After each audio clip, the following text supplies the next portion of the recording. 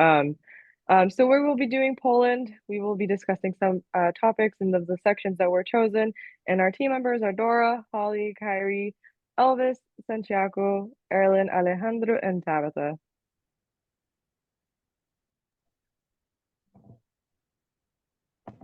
All right, so here is a graph of the 6 cultural dimensions that exist between Poland and the United States.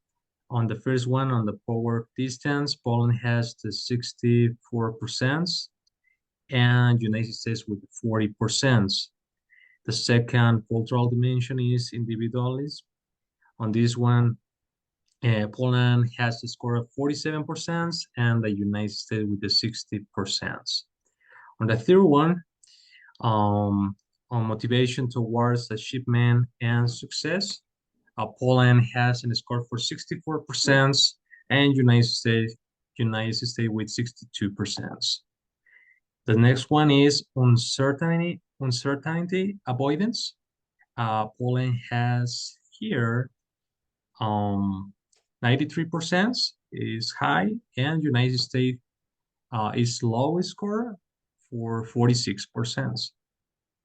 And the next one, we have long-term orientation. On this one, Poland has the 49% and United States 50%. And the last one is indulgence. Poland with the 29% and United States with the 68%.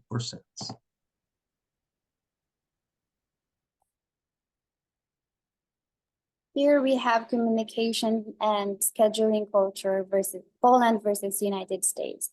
We have for communication styles, Poland has high context and United States have lower context.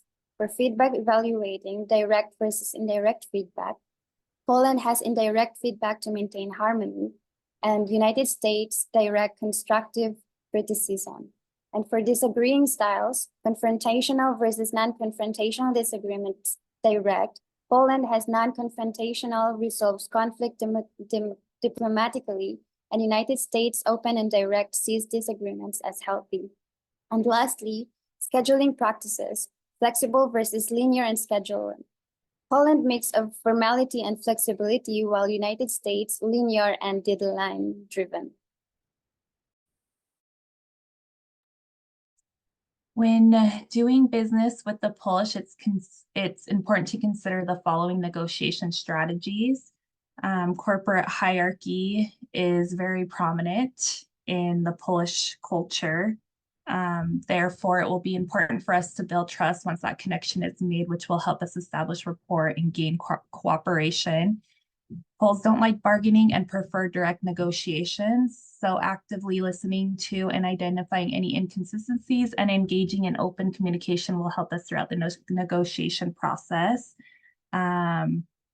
We should avoid using aggressive tactics or deceptive techniques with the Poles, which can be perceived negatively and impact the negotiation process. So it'll be crucial for us to go into negotiations prepared, having done the research and analysis necessary to present well-informed arguments and transparency. For the Polish contract negotiations are formal and professional. They are thorough in their negotiations, and decisions come only after crucial deliberation and analysis. So for that reason, it'll be important for us to remain patient and professional throughout the negotiation process. Corruption and bribery are common in both Poland's public and private sectors. So to avoid unethical processes, we should discuss our company's policies first at the initial meeting. And there's an emphasis on contractual, on contracts. So emphasis should be placed on the written contract, and if a problem of any kind should arise in the future, we should always refer back to the contract.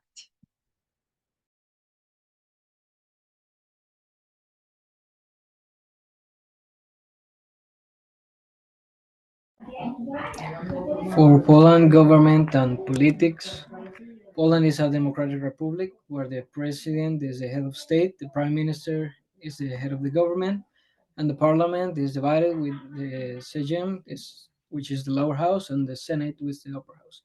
Key political issues right now are the judicial reforms, with the European Union over judicial independence, leading to potential European Union penalties. Also, the 2025 elections, the key presidential race between Rafał Trzaskowski and Karol Nawrocki, with potential impact on European Union relations and economic policies. The implications for businesses are that the European Union membership offers market access, but disputes may cause regulatory uncertainty. And also, the skilled workforce and economic resilience make Poland attractive for foreign investors.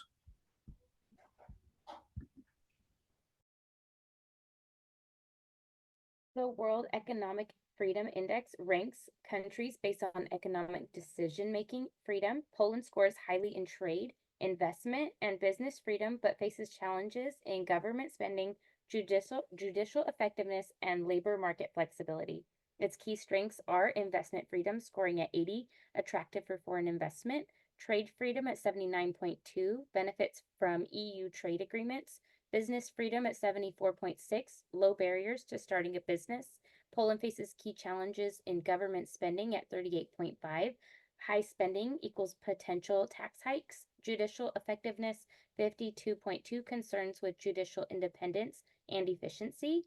Labor freedom 58, restrictive market regulations. Poland offers a favorable business environment but requires navigating regulatory and fiscal challenges. Business regulatory environment. So there's a few things to take into consideration when starting a business in Poland. The World Bank Group ranks Poland a score of 128 for starting a business. From this, we can gather that a high ease of doing business means the regulatory environment in Poland is not very conducive to starting and running a business there. In terms of ease of paying taxes, the World Bank gave Poland a score of 77. However, businesses consider tax regulations to be one of the most difficult aspects of doing a business in Poland due to frequent changes in tax law, lack of clarity, and harsh penalties for small mistakes. It will require us to do our due diligence and make sure that we are filing for the business correctly to avoid any problems. The World Bank gave Poland a score of 55 for contract enforcement. If we need to contest one of our contracts, this fact could be a problem due to the time, cost, and quality of the Polish judicial system.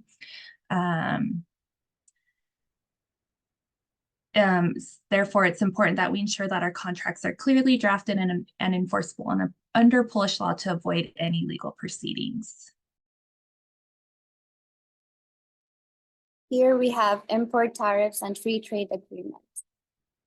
First, there's the most favored nation, MFN principle. This means Poland applies the same tariffs to all WTO members unless there's special trade agreement in place. Here's what this looks like in practice.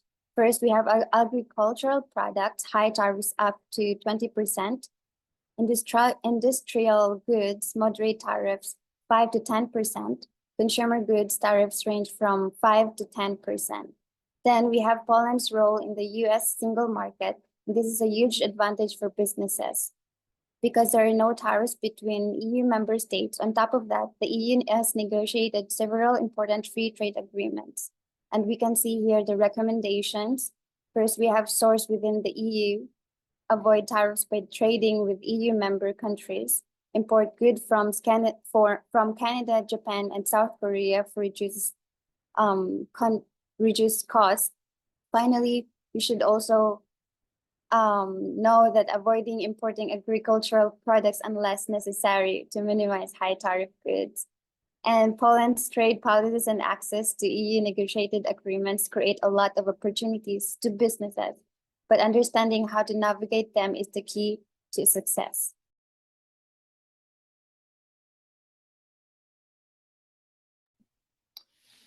In order to face the hard time doing business there, Poland is welcome to the FDI in their country for growth, jobs, and technology transfers. Some incentive they're giving to investors is tax benefits, grants, and special zones. Poland offers attractive incentives for foreign investment, especially in their currency, zloty. Considerations include strategic sector restrictions and government focus on reducing foreign capital dependency.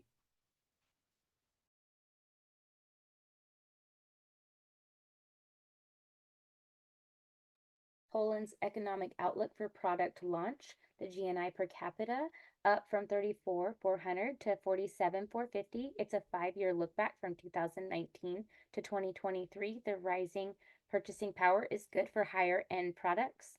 The GDP growth graph rebounded post-pandemic, but slowed to 0.14% in 2023. Opportunities, but a cautious approach is needed. Inflation jumped from 2.23% to 14.43%, price sensitivity with a focus on value-driven pricing and affordable pricing. Lending rates, the data is unavailable, and uncertainty around financing costs and affordability are due to this.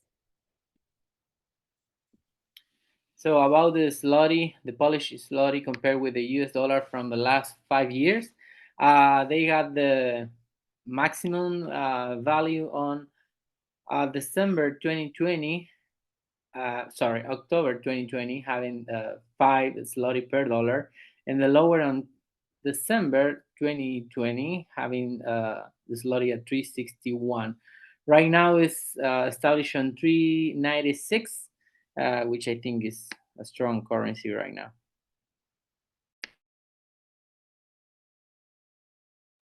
The first product that we would like to market to Poland is an eco-friendly cleaning product. The idea is to market an affordable natural cleaning product catering to health-conscious eco-friendly customers. Opportunity, there's a growth demand for eco-friendly options in Poland, but many products are expensive and hard to access. The competitive edge would be lower pricing than current brands. Locally sourced ingredients and refillable packaging promote Polish-made products. Cultural considerations focus on urban markets first, then educate rural areas, an emphasis on family safety and environmental benefits, ensure availability in physical stores alongside online sales, and in conclusion, a strong opportunity to meet the demand for affordable, sustainable cleaning products while aligning with Polish cultural values. So the product number 2 is high-end organic makeup brushes with integrated cleansing and instant drying. Alto Polish preparation intended for facial skin care are considered to be on the highest quality. It is important that cosmetics from Polish manufacturers fully compete with international standards. At the same time, the composition of most preparation is as natural as possible, and some components are supplied from Switzerland. So large international conglomerates such as L'Oreal and P&G or paper dominant Polish cosmetics and personal care market. In terms of natural cosmetic brands for these companies such as Garnier, L'Oreal, Nivea, Naturally Good, or Nature Box can be hidden. So this product is these high-end makeup brushes with the instant wash and dry mechanism will certainly be of great help to every woman. We will not have to clean them manually or even wait for them to dry to use them again. This will save us time, money, and effort in our daily lives. In addition, it will not be necessary to have too many brushes, since they can be reused almost instantaneously.